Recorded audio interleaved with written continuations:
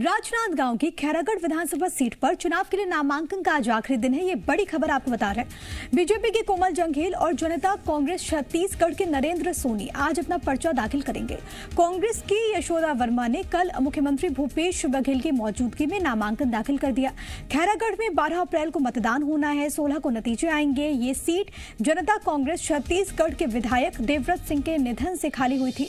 उन्होंने पिछले चुनाव में बीजेपी के कोमल जंघेल को 870 वोटों से हराया था। अब इस पे बाई इलेक्शन हो रहा है। बीजेपी ने एक बार फिर से कोमल जंघेल पर भरोसा किया है। जेसीसी-जे की ओर से अगर बात करें तो देवव्रत सिंह के बहनोई को इस बार मौका दिया गया है। नरेंद्र सोनी इस वक्त चुनावी मैदान में है। हालांकि आज नॉमिनेशन का आखिरी दिन है और ऐसे में आज दोनों ही कैंडिडेट की ओर से नामांकन दाखिल किया जाएगा। इससे पहले आपको बताते चले कि महिला कार्ड यहां पर चलते हुए कांग्रेस पार्टी ने यशोदा वर्मा पर भरोसा जाहिर किया। शक्ति प्रदर्शन के तौर पर भी आप इसे देखिए, क्योंकि जब यशोदा वर्मा पहुंची थी नॉमिनेशन फाइल करने के लिए तो साथ में मुख्यमंत्री मौजूद थे, भूपेश बघेल यहां पर मौजूद थे, पीसीसी चीफ मोहन मरकाम की मौजूदगी थी और एक रैली के शक्ल में वहां पर तमाम दिग्गज पहुंचे। बहुत मायने रखता है। अब कौन जीतेगा वो तो आने वाला वक्त बताएगा।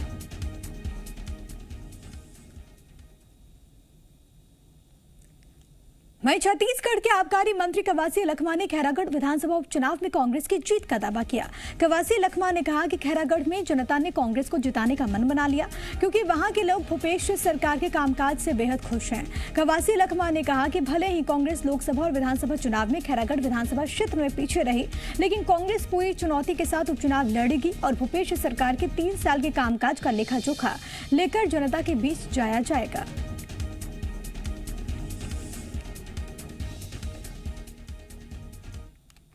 बघेल की ये सरकार 3 साल में जो लोगों को काम किया है उस बात को लेकर खैरागढ़ का जनता, खैरागढ़ का मतदाता, खैरागढ़ का व्यापारी बहुत खुश है।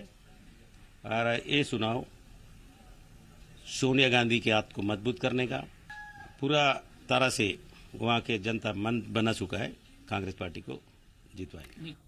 और इस वक्त हमारे साथ हमारे 2 सहयोगी जुड़ गए हैं। इस वक्त राजनांदगांव से किशोर मेरे साथ मेरे सहयोगी मौजूद हैं। इसके अलावा रायपुर से चुन्नीलाल देवांगन मेरे साथ मेरे सहयोगी मौजूद हैं। सबसे पहले किशोर, मैं आपके पास ही आना चाहूंगी, क्योंकि आज नामांकन का आखिरी दिन है। बीजेपी के कैंडिडेट जो कि कांग्रेस के कैंडिडेट को नामांकन दाखिल करना है, क्या ताजा अपडेट्स आपके पास? देखिए, कल किस तरह से राजनांदगांव में कांग्रेस की जो नामांकन रैली थी जिसमें भूपेश बघेल के साथ उनके मंत्रिमंडल के काफी सदस्य यहाँ पर मौजूद रहे थे, उसी तरह आज बीजेपी के जो नामांकन रैली आज निकल रही है, जिसमें प्रदेश के पूर्व मुख्यमंत्री डॉक्टर रमन सिंह के साथ में बड़े नेता जो है, प्रदेश स्तर के नेता है, सांसद है, ये सारे लोग आज इस नामांकन रैली में शामिल हैं।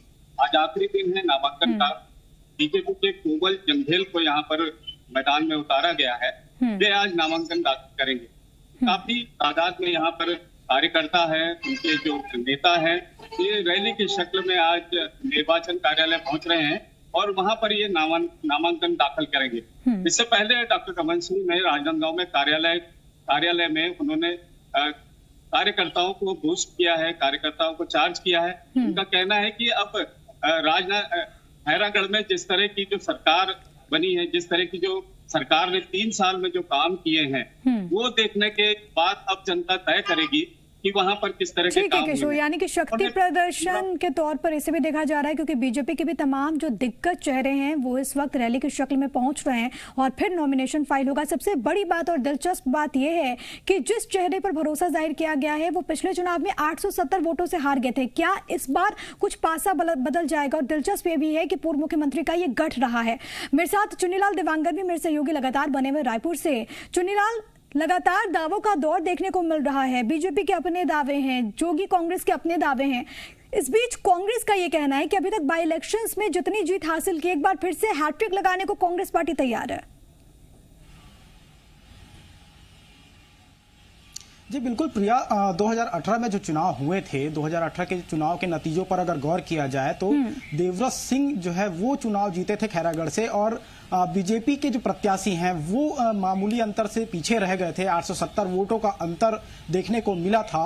और खैरागढ़ विधानसभा में उपचुनाव की अगर बात की जाए तो दोनों प्रमुख पार्टियों के अलावा जेसीसी-जे की जो है साख दांव पर लगी हुई है, क्योंकि जेसीसी जो है सिटिंग जो है सीट थी ये खैरागढ़ से देवव्रत सिंह जेसीसी से ही जीत कर आए थे।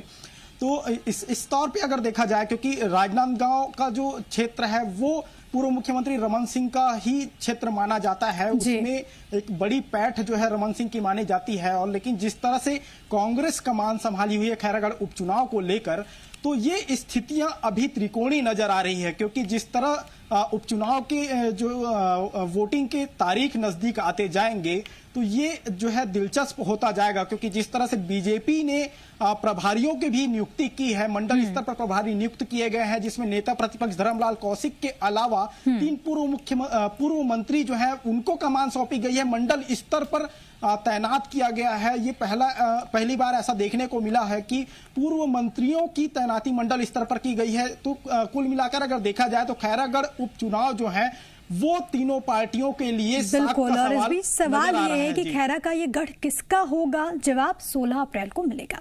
आप दोनों सहयोगी चुन्नीलाल, आप हमारे साथ बने रहिए। किशोर, आपका बहुत धन्यवाद तमाम बातचीत और जानकारी हम तक पहुंचाने के लिए। खबरों में बने रहने के लिए आप हमारे फेसबुक, ट्विटर और इंस्टाग्राम पेज को फॉलो कर सकते हैं। लेटेस्ट अपडेट के लिए आप हमारे यूट्यूब पेज को सब्सक्राइब भी कर सकते हैं। और हाँ, बेल आइकन पर क्लिक करना ना भूलें।